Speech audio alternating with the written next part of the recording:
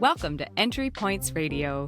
Every week we share human-curated playlists to break the algorithm.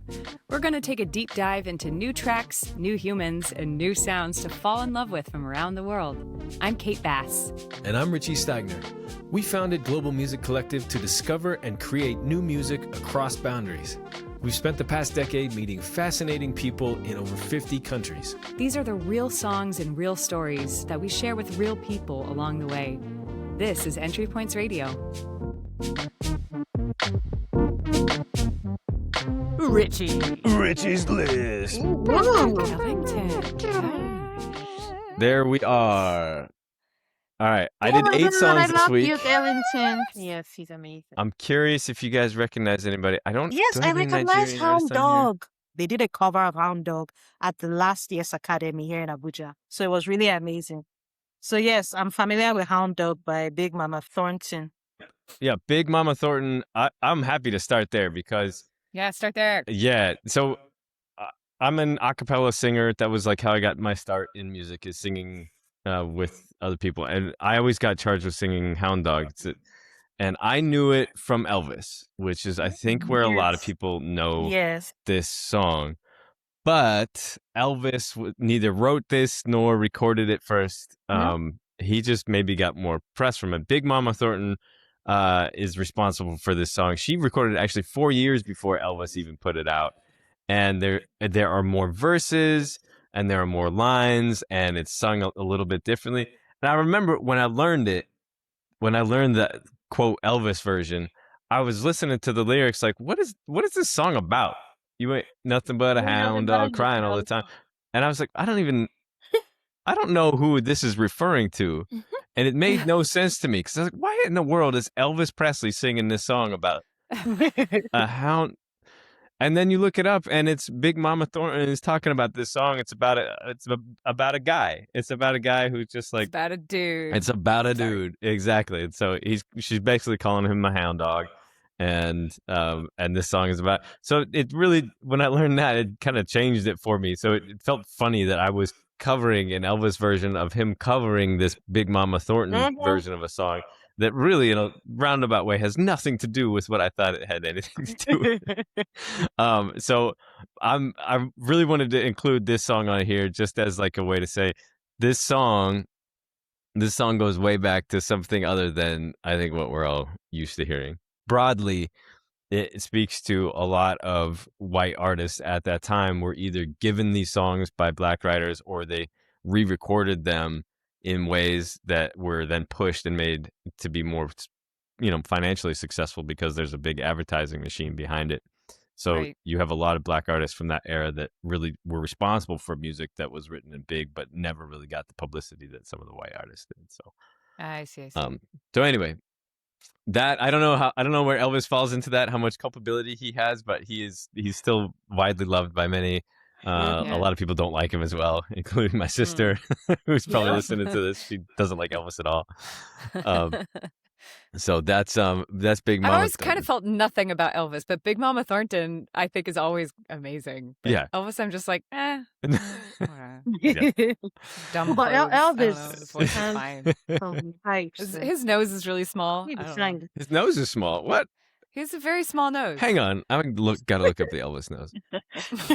I don't need to type Elvis nose. I could just type Elvis because I'm sure his nose comes with any. It's not that important. Well, I want to know that. What is the? You're nothing but a hound dog. I don't know. It looks like it.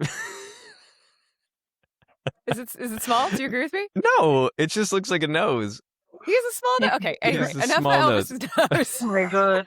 Let's carry on. Good. All right. Tara and Bella are back. That's all that matters. I know Tara and Bella are like, we have these big, beautiful songs they're that gone again. mean something about our president, and we're like, well, what about Elvis's nose? That's really. But as they said, that is also important. We cannot just only live in and plus you have activist songs here. I see. I do have activist songs here. I'm gonna jump up to Mood Indigo. Yeah, you ain't been losing.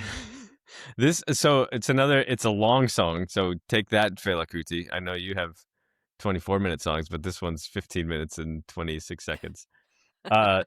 Some cool trivia about this is that apparently he wrote this in 15 minutes while he was waiting for his mom to make dinner or something like that. It was I didn't know that. That's cool. which is weird because it's a 15 minute and 26-second song. So this recording is, though the original song is just the short standard. Yeah, fair enough. Yeah. So so it was written very quickly. I had to look up more into it because I just, for what it's worth, I just like the vibe of it. I don't always find myself attracted to kind of jazz songs in general, but there are some that really stick out in my ear, and like that, I like that. And this one, I think that like the melody of the piano line in the very beginning is really intriguing. And then as I looked more into it, it was kind of revolutionary because it flipped the voicing of things. So all of the like the lower instruments, like a trombone or whatever, like they put that on top of the arrangement so that it's playing the high notes, and then the high noted instruments are towards the bottom. So it's this like different tone, and maybe that's why it's attractive to me, is that it stands out amongst sort of the other palette of jazz from that era, that like the sound is just different. It's cool. Duke Ellington really changed jazz, and I think pretty much anybody now who's a jazz musician would call him an influence. He was part of the Jazz Ambassadors as well, and so I like the song, so it made the list. I'm gonna go to On the Nature of Daylight, which is you have heard the song. If you've watched the movie, you have heard the song. Basically, it has been synced to like dozens of huge blockbusters. Keep using the song. I think I first heard it in Arrival, and it showed up in another one. I think Handmaid's Tale had it in it, and it's sort of like this testament to how instrumental music can still be impactful. I think I love film scores, and I love big sounds, and this one isn't a big production, but it like makes you feel something infinite and eternal, and so that's the only way I can describe that, and I like it. You know that Max Richter is like a super famous Western classical composer, right? Yes, and I think he's done some stuff with Philip Glass. And they're all in kind of this they're like in the circle of makers of things. But Philip Glass made an earlier podcast as somebody that put something that got synced to a different I'm learning that piece. Richie is into minimalist classical symphonic music. I love this. All the years I've known you, I never knew this side of you, so that's cool. Maybe I never knew this side of me. Maybe I'm just like, oh, I like that, and now I start to find a trend of things, and if that's what it is, then so be it. Yeah. Okay. I kind of want to talk about Nekki. She's an artist that we worked with in Colombia when I was there. She's actually from Chile, and is just this like force. The way she sings, it's somewhere between hip hop and R&B, and like she kind of raps, she kind of sings. Her music and production tends to be like this, like you can really hear the Afro-Cuban style like of instrumentation and rhythm, but then it like pulls on hip hop, and for me, she is really this like through line of where hip hop is now and where it came from. And of course, there's a ton of artists and a ton of musicians that like represent those landmarks on that lineage, if you will. But Nekki, I had to throw in there 'cause she's amazing. And the title means my roots, and she's talking about her, not just like where she's from, but like the video has people each other doing each other's hair, and so like it's kind of like this deep connection between like who you are, where you're from. So I love this song. I love Nekki. She's a heck of an artist, and she's Colombian. She's Chilean. We did a program in Colombia. Speaking of JC Caprice, so Nekki was part of that program, and nice. Include her on the list. Yeah, you got to check her out. She's cool. She's really cool. I'll do. She's like one of those people where you're around her and you're like, I'm not cool enough to talk to you. I don't know. Like, I need to like fix myself up or something. You know what? Anyway, so moving on, I'm going to go to Zombie, because Zombie, it's a song that touches on a really deep historical moment. And I think some of our recent videos have done this too. The conversation about India was around these protests where students were being affected, and there's violence that came out of protest. This song was written about the IRA, which is when Ireland and England were fighting each other, and there was a bombing, and it killed 2 kids. And this song was kind of like, what are you thinking? Like, what's even in your head? It was a protest song responding I had no idea. to that moment. It's a cool song. I think they always play it at Halloween because it says zombie, and you think, oh, it's just about zombies. But the depth of it really has to do with the IRA. I love music that says a lot more than you think it says. Richie, just so you know, Tara and Bella have to go. Their network is tripping off. So, okay, listen. Both of you, thank you so, if you can hear me, thank you so much for joining us. I'm so happy to see both of you. Thank you for making the time. And we'll send you both of our lists and you can listen. I'll blab about mine. You guys can listen later. We can talk more later. But thank you, I hope we can have you guys back again. I hope so. And this time we need to get into your playlist because I'm sad that we're not able to do that right now. But thank you both so much. So much for having us. Yes, this was amazing. Thank you. Sending you very tight virtual hugs. Love you guys. Just so everyone knows, we were navigating internet connectivity issues from Nigeria, but they wanted to hear our playlists. They had told us specifically that they wanted to hear the music we were listening to also. So Richie and I are just going to keep on trucking. Keep it on. Share our playlists, and y'all can hear our thoughts of the week and Bella and Tara's thoughts of the week, and they can hear it too, and everything will be fine. It'll all be fine. I'm fine. Everything's all fine. Nobody's going to know. How are they going to know? Nobody's going to know. How do they know? So we'll pick up right where we left off. Okay. I was talking about Zombie, which is crazy. Yeah, it's like... I had no idea. Well, why would anybody have any idea? A lot of these songs, it's like... Of the words in Zombie, I think everybody could probably quote the word zombie in there. Zombie, or like how her voice crack does that amazing thing. And outside of that, in your head, like that's probably about what people could quote from that song. Yeah, and that's okay. I don't begrudge anybody for not knowing all the lyrics. In fact, I'm pretty notoriously bad for not knowing the lyrics of stuff, including songs that I've written. There's a video of me in front of a very big audience, and I couldn't remember the lyrics.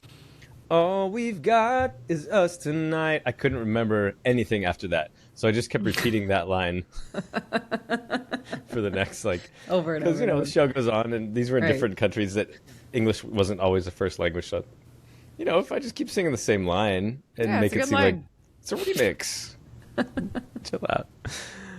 Anyway, so Zombie by the Cranberries. Next time you listen to it, you have kind of a deeper impression of it. Actually, that'll segue into this next song. But I think I think America's in a weird place. That may be the understatement of the millennium, but this is fine. Everything's fine. One of the 8 million arguments that is going on in the United States right now is, are you American? A lot of people would still define themselves as saying like, oh, I'm Irish and German, or I'm Lithuanian and Hungarian and part Irish and part Scottish. That's a lot of, I remember having those conversations as kids. You would kind of talk about where your grandparents were from. And America's in a spot now where we've had enough generations now where that line is starting to get confusing. Interesting. Yeah. And I don't know how to reconcile that, because a lot of human history is migratory. If you go all the way back, there's some evidence that says everything started around kind of Ethiopia or that Fertile Crescent area. That's like the beginnings of humanity. And then there's some evidence of maybe in where China is now. Like there's a lot of the starting points. And even in, we talked about Christianity, you talk about the Garden of Eden. And if you take that as sort of this literal idea, we all started in one place and moved out. And to that end, everybody is sort of a migrant or immigrant. And what do we call ourselves now? And do you call yourselves an American? Or it's just a huge discussion that I've decided to wade into here now as a segue. Let's put that clip on social media and see if that goes viral. Yeah. Hey, you know what? I have no qualitative take on it other than it's a confusing place to be, and I don't know what to call myself. Maybe that's the answer. I've lived in Australia. I've lived in Colorado. I was born in Colorado. I've moved to Los Angeles. I've lived in Canada for a while. So there's a lot of places I've been, and I don't know if I like the moment you set foot in that place and declare residency or whatever legal status you have somewhere, if you become that or not. If you have 3 passports, are you only a third American or a third? Right. It's like there's a lot of it's just kind of an existential discussion that it really is, and I want to jump into having. that so badly. That's why I talk about being from Alaska all the time, and it's funny because I am not, native Alaskan with a capital N. Like my family, my parents moved to Alaska halfway through their lives, and I had the privilege of getting to be born in such a beautiful place. But my people are not from there. We're living on native land, and but then at the same time, I've lived in Texas for very little time. Like, I moved here officially a year ago. I was living here kind of part-time for a while. I'm not a Texan. I lived in New York City for 15 years, so I do feel like I could come closer to calling myself a New Yorker. I lived in India for a while. I'm definitely not Indian. And it's interesting when you go to foreign countries and they ask where you live, and if I say I live in Austin, then they immediately see me as Kate, who is Texan, who is from Texas, and she represents that culture. And a lot of people who don't live in America, and even people who do live in America, like our cultures from state to state are very different. The culture of being from Alaska is very different from the culture of being from Texas. And they both have their pros and their cons. But it's weird because it's like this whole idea of like, I am American, I am this, I am that. You're right. It's really complicated. And remember the other week I was talking about who drew these lines that identify which, and a lot of it traces back to colonial rule. A lot of it traces back to pretty dark stuff in our history. And at the same time, for so many people, that's such an important part of being able to claim belonging somewhere and claim heritage somewhere. And sometimes I feel like even our names, Richie, like we were given our names at birth, and that's so much. How do we label who we are in any? I think that's why I like music. Like music goes beyond these labels. It's even this discussion of like, what is it to be a woman or a man, and what of that is inherited genetically, and what of that is inherited or conditioned through, millennia of societal definitions of things. Basically, it's just, and with Bella and Tara talking about religion, and I'm Protestant, I am Catholic, I am Muslim, I am Jewish, I am atheist, I don't know. All of these labels just start to make me feel a little bit weird in some kind of a way. Yeah. But I respect why people want and need them. I just sometimes wish they didn't have to limit us so much. Yeah, no, that's a really good point. And I almost feel like people, maybe we take on an identity that works the best for the place that we're in, whether geographically or temporally or whatever. If I live in Colorado, I am a Coloradoan. Or if I live in Los Angeles, maybe I'm, I lived in Australia, and that identity is what I take with me. And just whatever works best. I don't know. So we have these kind of fluid identities. Anyway, big questions. It's hard to be like, oh, I am not enough of this for people to believe that I am this thing, and I'm too like my little comparison. I have a lot of friends in America who are, for example, Indian, but they were born in America, and they feel in America that they, their Indian heritage is important because they've had to endure prejudice and racism and different othering in this country as Indian people. Sure. And then they go to India and they have to deal with feeling like they're not accepted in the same way as a part of Indian culture because they're also American. And there's this weird in between that they have to struggle with. And the closest comparison I could say I feel is that I still identify myself as Alaskan because Alaska is my home. I love it. I talk about it all the time. I talk about it because I love it. It's the one place in the world that I feel like I know it's a part of me, or I'm a part of it. But then I have friends who still live in Alaska, and they're still going through the difficult, dark, cold winters, and they're still dealing with all of the good and bad realities of being full-time Alaskans. This is their... And they get a little bit annoyed, which I also understand. They get a little bit annoyed with those of us who are, now no longer in Alaska, still talking about Alaska all the time. And, oh, we've got the best salmon. And they're like, well, you didn't go salmon fishing this year. Like, what do you know? And I know. There's plenty of people who live in Alaska that don't go salmon fishing. But no, the point remains. It's interesting, yeah. Yeah. But then if I can't call myself Alaskan, then what am I? Am I Texan? I'm not Texan. Like, I guess I'm just Kate. Yeah. Yeah, which can feel lonely when you're just you. Yeah. And hard to understand yourself from your own perspective. What is a point without another point? And maybe that's why we seek out other people or God or belonging to a community or I don't know. Anyway, this is a beautiful way to put it. Anyway, where was this going, Richard? I'm Coloradoan. I'm from Colorado. All right, I have some trivia. Colorado, you've seen it on a map. How many sides does Colorado have? The state of Colorado. How many sides? I want to say that Colorado has 4 sides, but because that's so obvious, I know you're going to tell me it's not. So how about I say 5? 5 sides. Okay. Yeah, you guessed the reasoning right, is that it's way more than 4. It's way more than Colorado has 697 sides because when they drew these maps, so first of all, most of the West was drawn based on like latitudes, and they just started dividing states, and they're like, oh, that state has too much, and we should cut that. And so most of the West just are these like kind of big blocky states, plus or minus a rectangle. And Colorado, they like when you draw a rectangle on a sphere, it doesn't fold right, and so there were a lot of like oops moments where they'd put the fence in the wrong place, or they were drawing the line and it went over there, and they had to reconnect it, and so like at a lot of little points, it doesn't exactly end up being a straight line. So Colorado has, even though it looks like a rectangle, has 697 sides.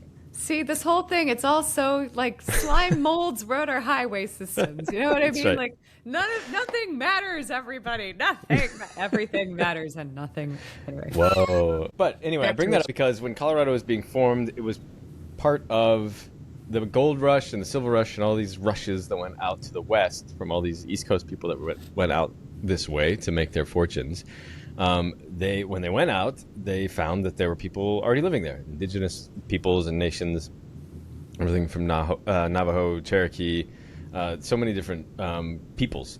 And when they were in Colorado, they wanted to clear out any of these people that were already living there because they wanted the land. And that was what the Wild West was. It wasn't a super long period of time, but it was really violent. And there was this big massacre called the Sand Creek Massacre when I think it was the Arapaho and Cherokee people were there, and they were holding up like, we're not fighting. It was women and children and people that weren't there causing any violence or anything like that. They held up a white flag and the American flag, and the military there ended up killing like 150 of them. It was this horrible time in history.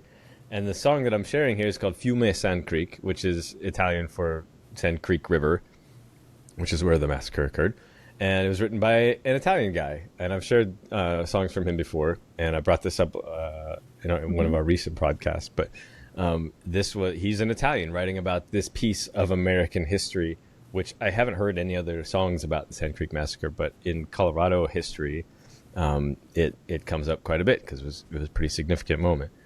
So I wanted to share this. It's in Italian, and it's this beautiful kind of upbeat song, but I always found it very interesting that somebody from another country was able to kind of see this from a different perspective and write a song about it, and it exists today. It's a gorgeous song, and so it made the list.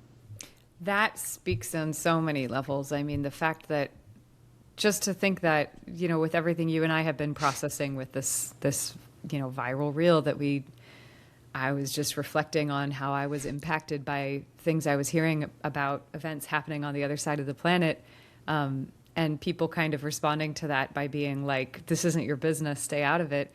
And yet to know that Fabrizio de André was so affected by this history that had nothing to do with him or his people. I think it's really powerful that you shared that, especially at a time like this, especially talking to Bella and Tara too. And I think what happens to anyone affects all of us. Mm-hmm. And the more we can look at the world that way, I think the better off we'd all be. But yeah, totally. I like how I end a meaningful discussion with the word totally. It's all right. I just rambled. And, yeah. Beavis and Butthead response. That was Richie. A really cool song, though. That's a very thoughtful, very, very profound to share. Yeah, enjoy it. And if nothing else, you just like the music, then listen to that. But if you want to dig deeper, there it is. And I was feeling my activist oats here a bit, and I had some Sinead O'Connor on the brain. She was an amazing artist. I think just recently she passed away, if I'm not mistaken. There's this amazing scene when she was protesting the church. This was back in the 90s. Pope John Paul II was in power. And until recently, we didn't know that there were a lot of priests that were abusing younger altar boys. So Sinead O'Connor was kind of part of the early protest for that. And she was on stage and tore up a picture of John Paul II. And the crowd let her have it. And they started booing, and really, she's standing there, and you can see she's just standing in front of this microphone. It's on video, and Chris Christopherson, who was a writer back in the time, he came out and like kind of gave her this hug, and I apparently whispered in her ear something like, "Don't let the bastards get you down," and he ended up writing a song about Sinead O'Connor, and most of her work was kind of protest songs. This song came on my headphones the other day, and it's just like, well, it's all going to hell, and you want to just grab a drink?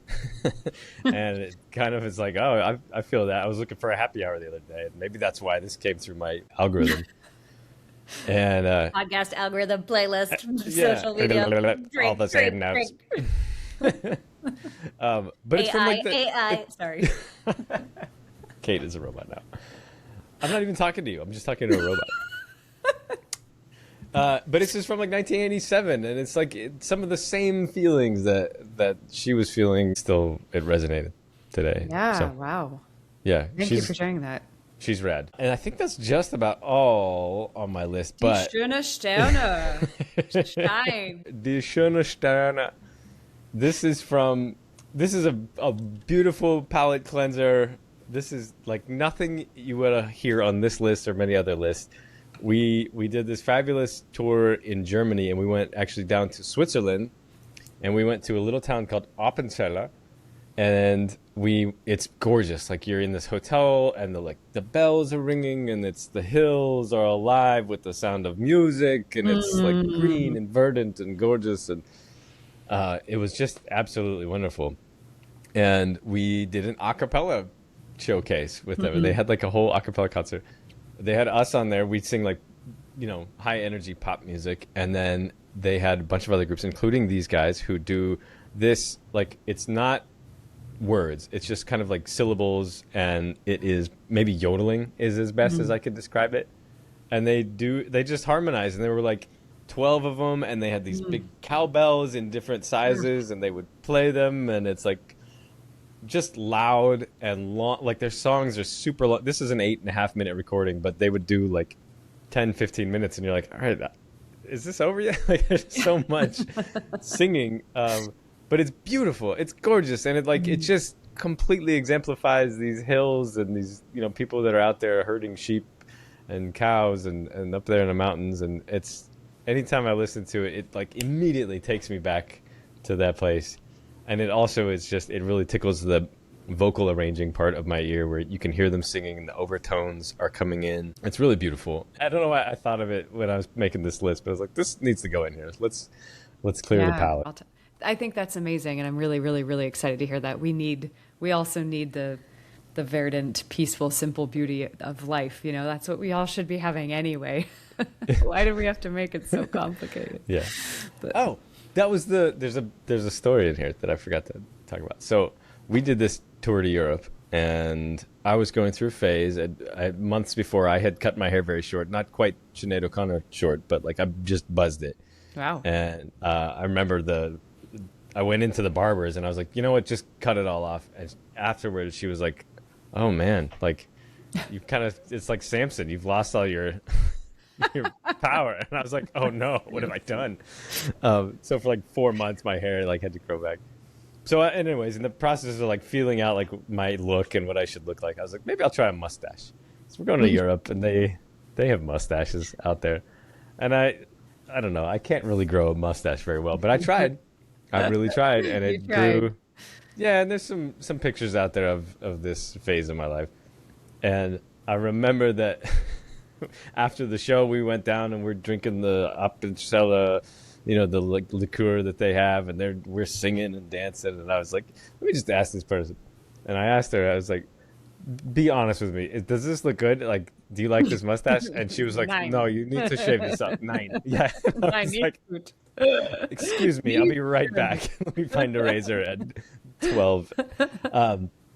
And I shaved it, and I remember afterwards my band was like, oh, thank God, man, you look terrible. And I was like, what the hell? All of these months of me running around. Anyway. You tried. Well, I realized that I need to be able to take criticism more openly, because had I probably heard them early when they're like, you probably shouldn't have grown that mustache out. But you never would have had the experience, so it's a good thing you did it. Yeah, the experience of having a mustache when you shouldn't is quite exhilarating. Anyway, that happened in Appenzeller. Nice. I found this. So now you're ending your playlist with, instead of me having this beautiful visualization of the verdant mountains and the cows and the bells and the people singing, now I have to sit around and think about Richie with a bad mustache. Bad mustache. That's right. And with that, Richie is You're welcome. Finished. I'm quite finished. Thank you for listening to my list. Tara and Bella, enjoy that. I will also. Get well. Not the mustache visual. Not the mustache. You never know. Maybe I'll enjoy it. It's bad. I'm not going to try to play about that. All right. So that's my list. Thank you for your attention to this. To this matter. I loved it. I am ready. You're ready. Okay. I'm ready. Well, I hope everybody else is ready. Here is week 7. Whichever week it is. Here is the list for Kate Bass of this week. Get ready. That is a me. Thank you. Oh, okay. Okay. I have thoughts already. I want to know your thoughts before I say anything. Okay. First of all, Clairo is on there, and I know you've been jonesing for a Clairo beat in one of the songs that you wrote, and I feel like this is a sort of a gentle push. Be like, can we Clairo, finish that song? Can we? You. I'll let you talk about Alewife, but and then Joan Baez and Bob Dylan separated is an interesting choice, because I think they were going out at one point. Not to get into the gossip they were. I wasn't thinking about that. Music, and then I love Stromae. Me too. I don't think I know this song, but I was introduced to Stromae on one of our tours. Yeah. And holy moly, Anyway, I could talk about all of these things, but this is your list, so this is my list. Take us on a journey, Kate Bass. Okay. Well, I started with There But for Fortune by Joan Baez. I've been thinking a lot about the singer-songwriters in America during the Civil Rights era. And I believe Joan Baez would be considered the Civil Rights era, right? I mean, that was in the 60s. So 60s, yeah. It's still going on. Well, of course, But as we talk about in America, the 60s was this period of time where people really started to speak out in a different way, in a new way. And there were a lot of folk artists. I wasn't expecting I was going to go in this direction, but I'm going to take it. I'm going to follow the thread. There were a lot of folk artists who became really famous. And folk in America, when I say that as a genre with a capital F, it tends to mean something very simple, like a singer and a guitar, just singing. Words that they wrote very often that are stories or that have deeper meaning. It doesn't have backup dancers. It doesn't have pre-recorded beats. It doesn't have any of the extra stuff.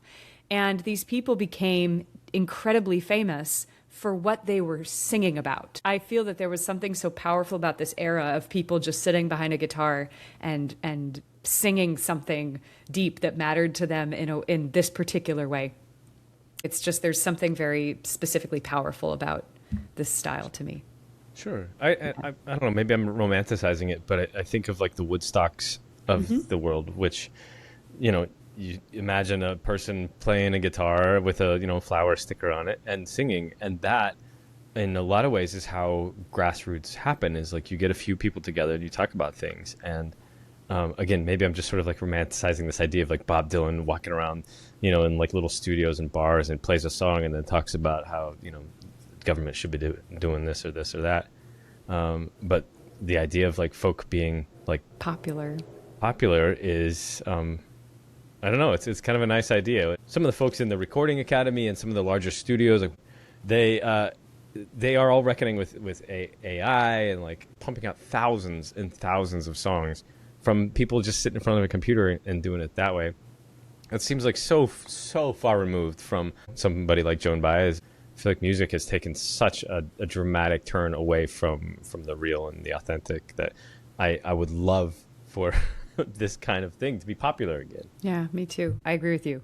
I've felt sorry for myself for a while because I was so inspired by these people, and all of the songs that I've ever written on my own were just me and the piano. I didn't really want to overproduce the songs. I cared about the lyrics I was writing. I've always wanted to be like a cool, as we've talked about, singer that's got the cool Clairo beats behind me. But, and actually I'll talk about Clairo. I'll just talk about both of these. Richie's talking about a song that I wrote with all of us, the group that we were working with in Turkmenistan, and it was based on a Sufi poem by Maktim Guli, who's one of the legendary poets of Turkmenistan. And he wrote a really beautiful poem about seeing the world, and there was something so evocative to me, and the title is "I'd Like to See the Wind on the Dagestan Hills." And so I wrote this song that was very me. It was very simple. We performed it in Turkmenistan when we were on tour for thousands of people with a full orchestra and band behind us and hundreds of people on stage. And we were doing all of these amazing blowout pieces. And then we did this song that was just 4-person harmony singing about seeing the wind on the hills by the Sufi poet. And I was really affected by the fact that when we performed the song with the four of us, of course, the audience wasn't like dancing in the aisles, but they were so present and so quiet and so appreciative. And there were so many people who ended up saying that they really loved that song. And anyway, we recorded the song, and it's a good recording. But after listening to it, I felt like, in the produced recording, it would sound really good with a Clairo beat. Clairo was the artist who's singing Alewife in this playlist right after Joan Baez. And anyway, I'm going on this whole circuitous path to say that I have been very inspired by these singer-songwriters of the 60s, just as I enjoy and am inspired by current day artists like Clairo, who have much more produced music. There's something about Joan Baez in the song There But For Fortune. She's singing about how, show me all of these people in struggle. Show me the prisoner. Show me the place where the bombs are falling. Show me the people who are poor and have no food. There but for fortune, go you or I. And she's saying, we are fortunate to not be in this exact position at this exact moment in time. And that could change any second. So that's why that song affected me. And yeah. Okay. So that's There But For Fortune, and that's Alewife by Clairo. There's not a whole lot about Alewife other than it's just every time that song comes up, it's really beautiful, and it makes me feel this sense of kind of peace. And I just love it. Gates of Eden is another protest song, and it's by one of the greatest American songwriters, next to Joan Baez and Joni Mitchell and all them, of course, who is Bob Dylan. And he's famous for Blowin' in the Wind, which is another wonderful protest song. Gates of Eden is deep. I played this song for Richie when we were driving through the mountains in Colorado this December, when our entire funding structure had just collapsed.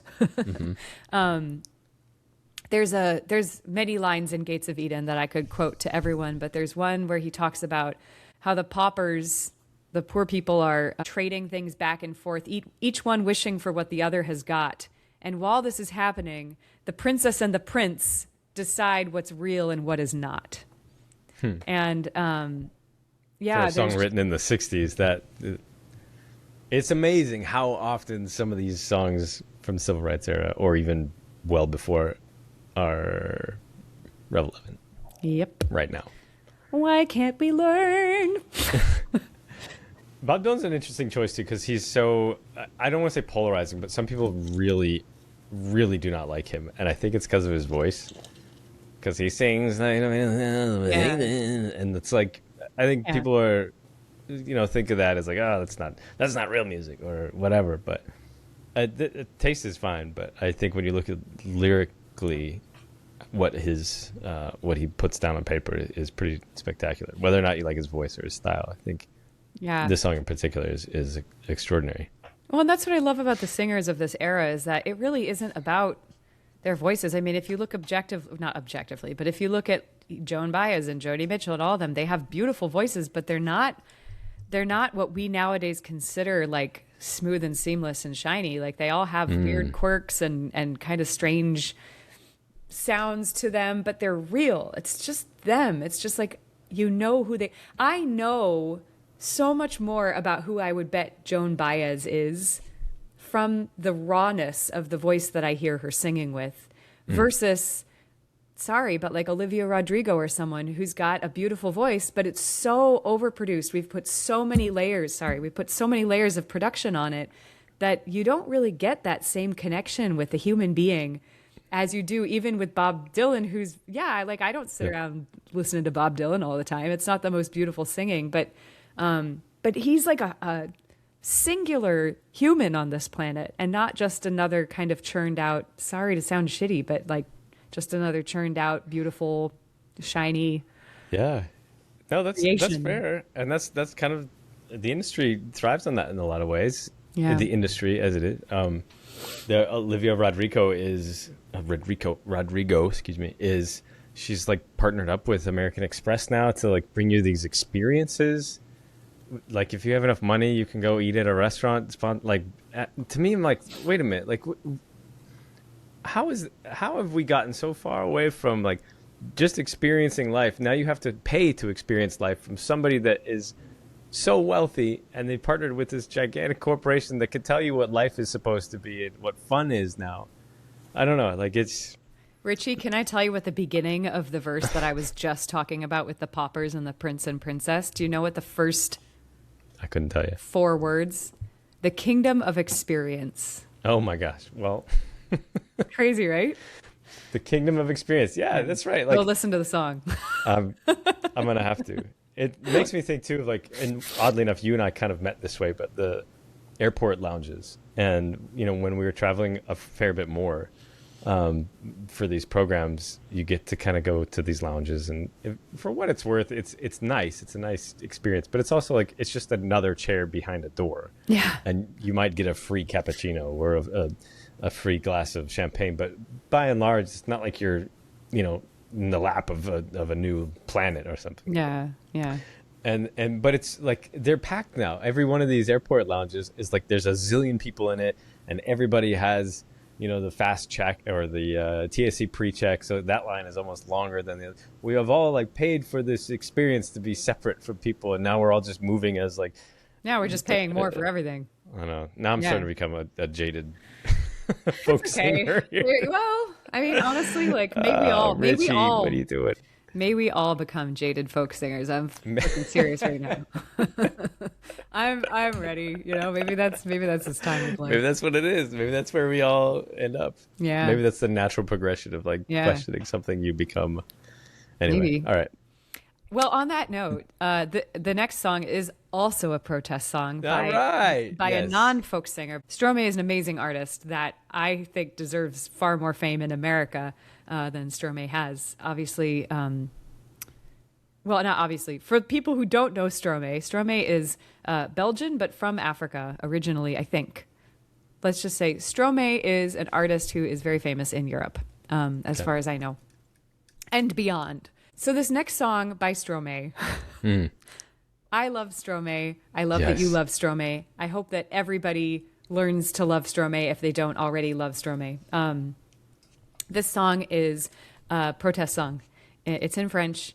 And the song, as far as I remember, it's talking about people who are underrepresented, people who are oppressed. Anyway, it's an incredible song, and Stromae is an incredible artist. Yeah, absolutely. I just kind of looked up the title of it, and it's worth looking up if you want to know more about this song. It illuminates just about everything. Say it, because I haven't looked. I have looked it up, but I don't remember it well enough to say it for the podcast.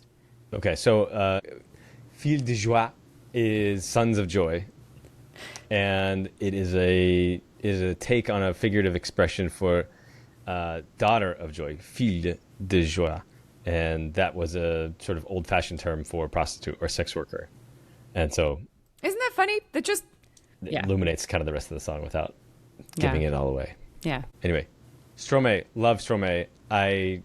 The song that I remember hearing first was Papa Ute. Yeah. And it's so stinking catchy. It's amazing. And yeah, definitely worth listening. Anything from Stromae, but I'm excited about this song. I haven't heard it yet. Yeah. Okay. Next song. I don't know if you know this singer. This is another singer who I'm just shocked that he's not more famous. Have you heard of Jacob Banks? No, I've heard that phrase, by the way, about a lot of singers. Like, I don't know why they're not more famous, Yeah, but right. Fair. Okay, Jacob Banks, tell me. Jacob Banks. I've heard a bunch of his stuff. I don't know how I first started learning about him, but I've known about him for years, and I just feel like there's so many songs he comes out with that I'm just blown away by. Some of which are dark, some of which are not, but his voice is incredible. Turns out he is Nigerian born. He lives, I think, in the UK now, but I didn't even realize that when I put him on my list for this week. The song actually just genuinely came up this morning, and I was like, oh, I love this song. His voice on this song is so powerful, and it's not a protest song. I think it's actually probably more about love. It's about taking a chance. Evel Knievel, for anyone who doesn't know, Evel Knievel is the famous daredevil who would ride his motorcycle over these, crazy giant chasms and, in all these crazy situations. And somehow he managed to always survive, I think. I don't know.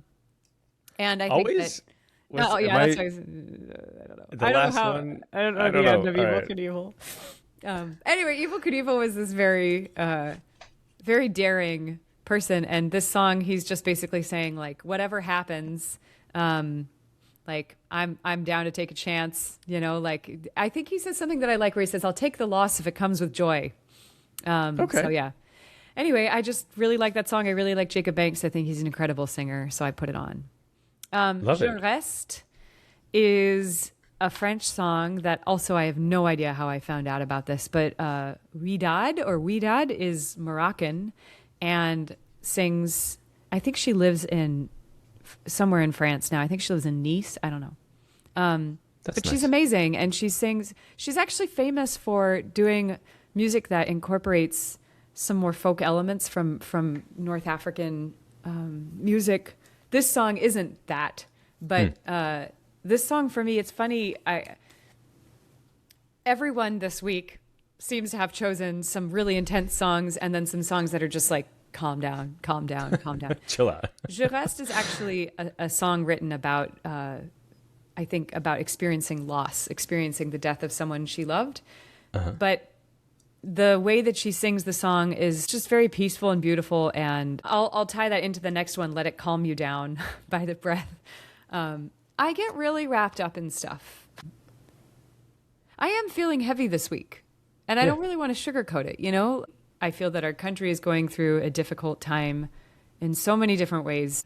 That would be a whole nother many, many, many podcasts to get into. But there's this sensation of feeling helpless and not knowing what we can do to make it better. We can't live in the darkness all the time. We don't want to turn a blind eye to the darkness, and we don't want to pretend it's not there, and we don't want to act like it doesn't matter, or, if we don't talk about it, it won't be a problem. I was a theater performer for many, many years. And there's this thing that when you're performing, I'm sure you dealt with this too. You're always told when you're standing backstage and you're waiting in the wings, if you can see the audience can see you.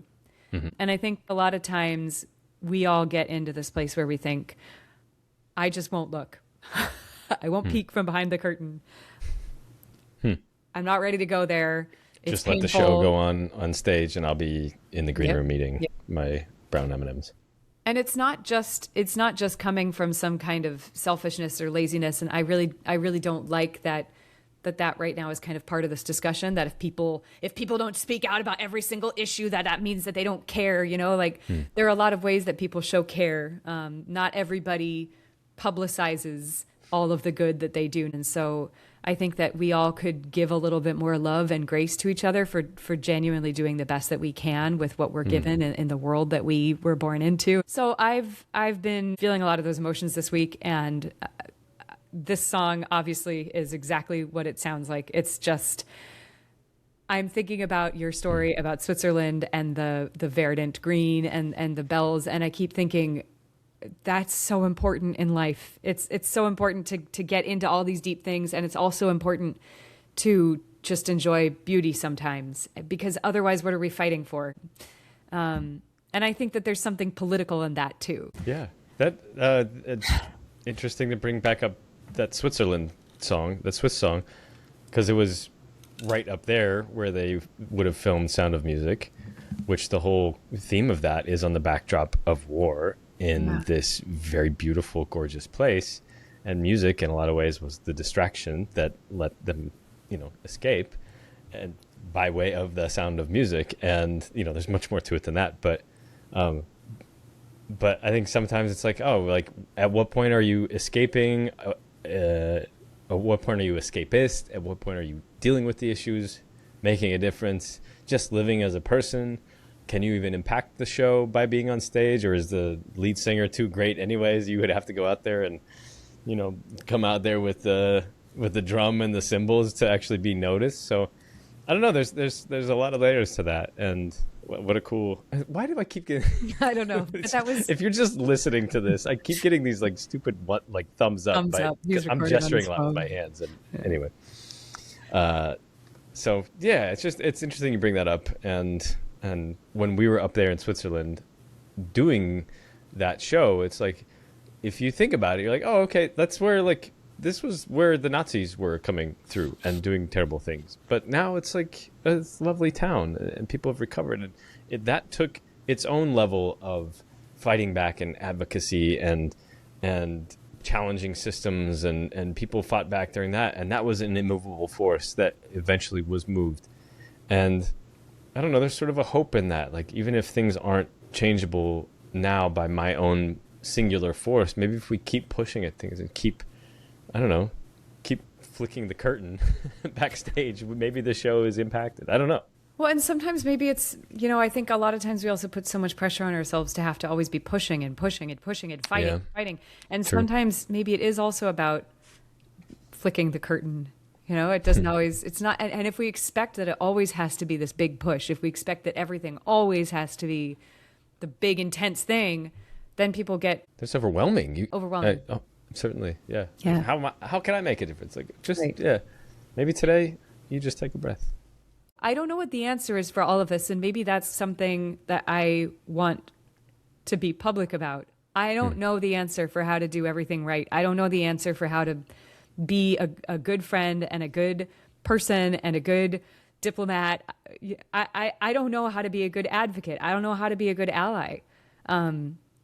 I don't know how to be a good woman, to be good to myself. I don't know. None of us know. We're all just doing the best we can to listen to each other and try to respond and try to learn. And we can only say one word at a time, and there's no way to prioritize or decide who gets our word. And you just keep doing our best. And we're not the only ones. There are 8 billion people and thousands of companies and governments and people that are way more powerful than we are and more influential, and keep doing our best. Yeah. Last song. Okay, so in North India, there are these, many people know the Sikhs, right? They're the people in North India who wear the turbans. They follow a guru named Guru Nanak. They have this temple that's very famous called the Golden Temple in Amritsar. I think many people hopefully know about this incredibly beautiful thing that Sikhs do, which is an act of service is holy. And so people in the temple will volunteer serving food, and the food is free for anyone who is there, and everybody takes a role and serves. The Sikhs are fascinating, and I made friends with some people when I was out there who I was asking them a lot about their music and their writings and their culture. I wanted to know more about their particular aspect of being Indian. And I was introduced to a singer named Bhai Mehal Singh Ji. He turns out he's one of the most legendary singers of the Sikhs, or he's up there as far as I know, as far as I was told. And he's famous for a certain style of singing. Let me look at it so I can pronounce it right. It's called Kavishri.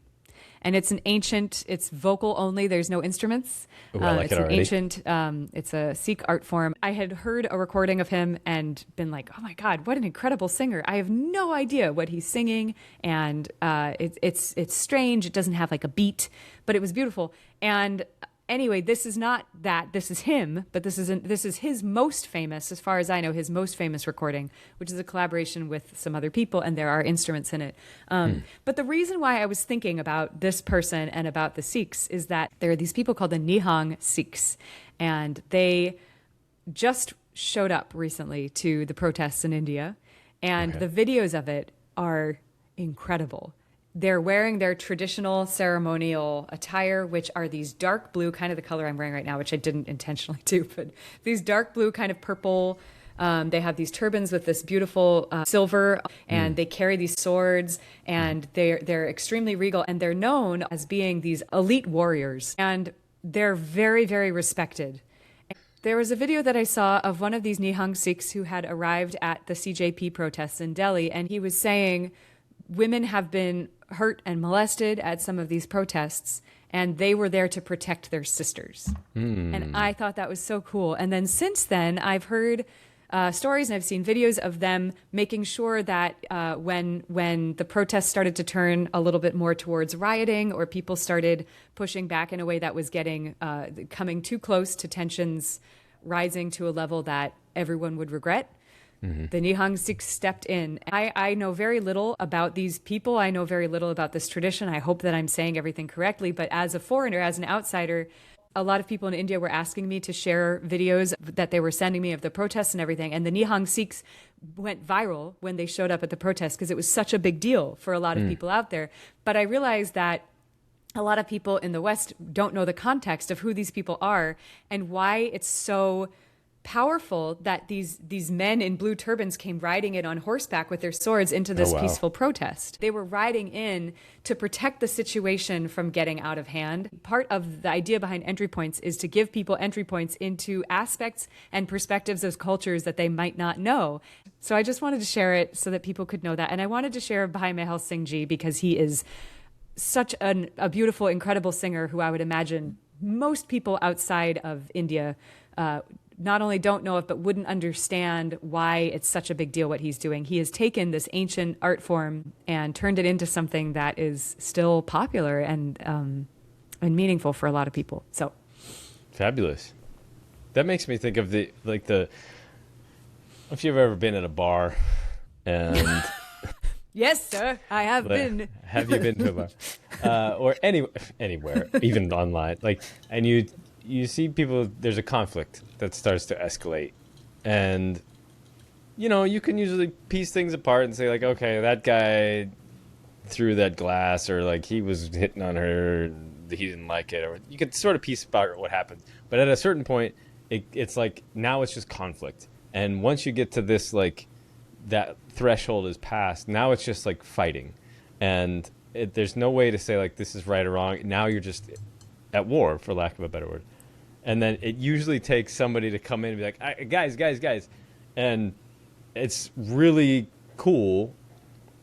What a lame word to use, cool. It's remarkable. It's fabulous to think of this group of people to come in and be that guy that's all right, everybody just calm down, and sort of flexing this strength or a presence that it says all right, let's come back down below the threshold so that we can get back to piecing apart the realities of this. It makes me think of so many times, and there's probably a PhD out there studying this right now, but every time there's a protest, unless literally nothing happens, unless they mow the lawns that they were walking on and go home and pick up all their trash, the other side will always complain about, they're just a violent bunch. They are just so disrespectful, or we need to go protect that place and bring our weapons to make sure that they don't burn down our, and that loses the entire point of any protest. And I think to have somebody there come in and just their presence alone is okay, whoa, these guys are here, let's take a beat. I think that's beautiful, and I wish we kind of had more of that. What becomes complicated about righteousness is that then you have to ask who decides what's righteous and what's not. Right. So of course there's all of these other layers of complication, but the idea of being warriors with the purpose of keeping people safe from unnecessary acts of violence and brutality is something that I just find really fascinating. It is fascinating. Yeah. If you are really flexing your military muscle to then declare that you are an instrument of war instead of peace, to me, it's like you've lost the plot. You're just out here flexing testosterone and trying to have the biggest stick in the playground, and that's the guy that usually gets knocked out the fastest by everybody else. And it destroys any culture or civilization, and no credibility can you have when you go to another place and say, you relax. And it's like, no, you relax. You have no business being here in this situation. I think another reason that I have held back to a certain degree is not because I haven't been processing politics, and not because music isn't political and culture isn't political and all of this. It's because once you open the floodgates of how much you witness as we get older and older on this planet, and we see more and more, and we see the good things go bad, and we see the bad things go good, and we see that things aren't what you think they are, and there's all these other layers, and the thing you think was the thing isn't the thing, and it's this other thing. And it's like the more we go through this, you just start to hold on to all of this ambiguous grief that you don't really know what to do with, and you don't even know anymore what to fight against, and what are we fighting against, and how do we change it, and what are we changing, and what is it, and who are we? And it's just like, And I have to just say, this is why I am so proud to be a musician. Because when all of these things get too big, where can we go? You can go outside, you can look at the verdant green in the hills, you can go into a place of worship, or we can go to music and art and remember that there's something deeper that we are able to express that's bigger than the Department of War. Even when you talk about the places of worship, like going into those churches, I went to the Hagia Sophia this last year. It was always this dream to go see this beautiful place. And then you start thinking everybody that built this is, was forced to build it, or fighting between the Christians and the Muslims and the non-secular people of the world. And even that's ruined. But then when I sit down and I play the guitar for a little bit and just in my own piece, or harmonize with somebody over some Stromae song or whatever it is, that's where I find peace and unity and simplicity, and all the funding and the naming of buildings and the structures and walls and passports and all the lines that are drawn. That's always been the thing that's worked. I'm grateful for it. Oh my gosh. Well, as always, we'll have these playlists in the same said show notes, and we hope you listen to them and change up whatever algorithm is feeding your ears, and hopefully that changes your life for the better. Yeah, what Thank he you, said. Kate. Thank you, Richie. Thanks for listening to Entry Points Radio. You can find the full playlist and connected links for this episode in the show notes. Subscribe for behind the scenes, playlist archives, and more at our Substack and Patreon. Your support makes our work possible. Follow us on Instagram at Entry Points Radio. If something in the episode opened a door for you, send it to a friend. That's the whole point. We'll be back next week with more music beyond the algorithm.